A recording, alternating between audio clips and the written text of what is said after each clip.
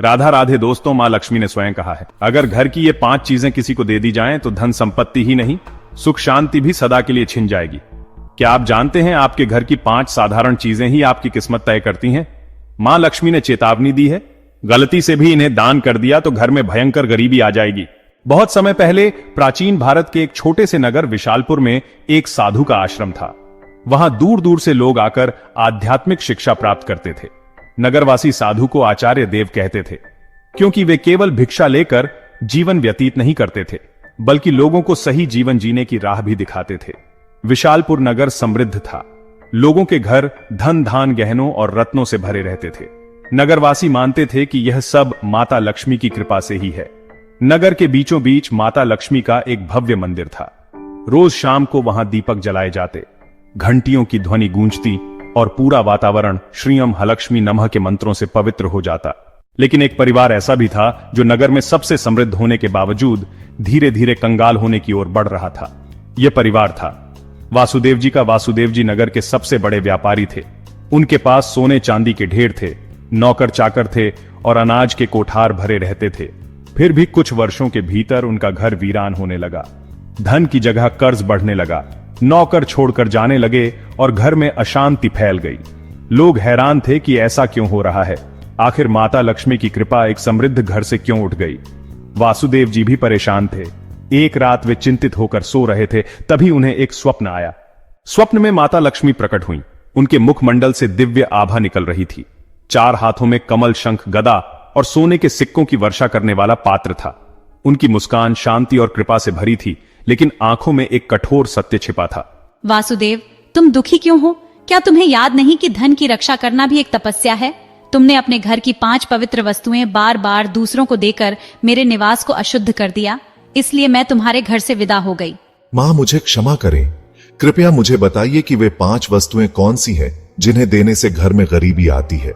यह रहस्य मैं बताऊंगी, परंतु ध्यान रहे, ये केवल तुम्हारे लिए नहीं बल्कि पूरे नगर और संसार के लिए शिक्षा है। 5 वस्तुएं कभी भूलकर भी घर से बाहर नहीं देनी चाहिए, क्योंकि यह वस्तुएं मेरे निवास की जड़ें हैं।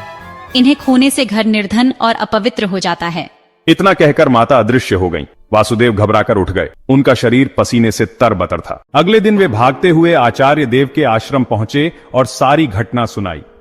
आचार्य देव ने शांत होकर कहा, वासुदेव, यह कोई साधारण सपना नहीं है, यह स्वयं लक्ष्मी का आदेश है। अब तुम्हें धैर्य रखना होगा। माता लक्ष्मी ने जो 5 रहस्य बताए हैं, उन्हें समझने के लिए तुम्हें एक आध्यात्मिक यात्रा करनी होगी, तभी तुम्हें सच्चा उत्तर मिलेगा।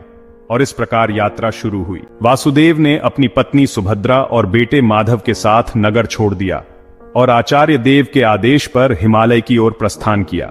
रास्ते में इन्हें तरह तरह की घटनाएं घटीं। एक गांव में उन्होंने देखा कि एक महिला अपने घर के चूल्हे की राख दूसरों को दे रही है। वासुदेव को तुरंत माता लक्ष्मी की बात याद आई। क्या राख भी उनमें से एक वस्तु है? उन्होंने महिला से पूछा, बहन, तुम यह राख क्यों बांट रही हो? महिला ने कहा, महाराज, लोग मानते हैं कि राख खेत में डालने से फसल अच्छी होती है। वासुदेव ने सोचा, लेकिन यही तो गलती है। चूल्हे की राख घर के भोजन और अग्नि का प्रतीक है। इसे बाहर देने से घर की उन्नति रुक जाती है। यात्रा आगे बढ़ी। वासुदेव, सुभद्रा और माधव पहाड़ों की कठिन राह से गुजर रहे थे। एक रात वे एक आश्रम पहुंचे। वहां एक वृद्ध साध्वी ध्यान में लीन थी। साध्वी ने वासुदेव को देखकर मुस्कुराते हुए कहा, तुम्हें लक्ष्मी माता के 5 रहस्य जानने हैं ना? ध्यान से सुनो। यह पहली वस्तु है, चूल्हे की राख। इसे किसी को मत दो, यह घर की लक्ष्मी को बाहर कर देती है। वासुदेव ने प्रणाम किया और रहस्य को याद कर लिया। दूसरे दिन वे आगे बढ़े।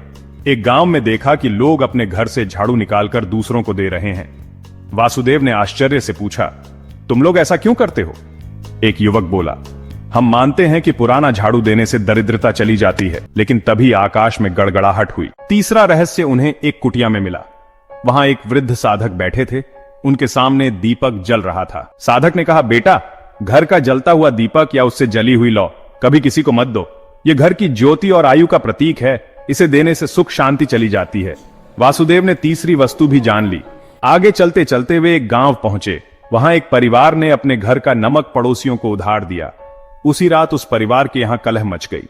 साध्वी ने समझाया, नमक रिश्तों की मिठास और स्थिरता का प्रतीक है। घर का नमक देना लक्ष्मी को अपमानित करना है। अब वासुदेव को चौथी वस्तु भी मिल गई। नमक अंततः हिमालय के पास एक गुफा में तप करते एक योगी ने अंतिम रहस्य बताया।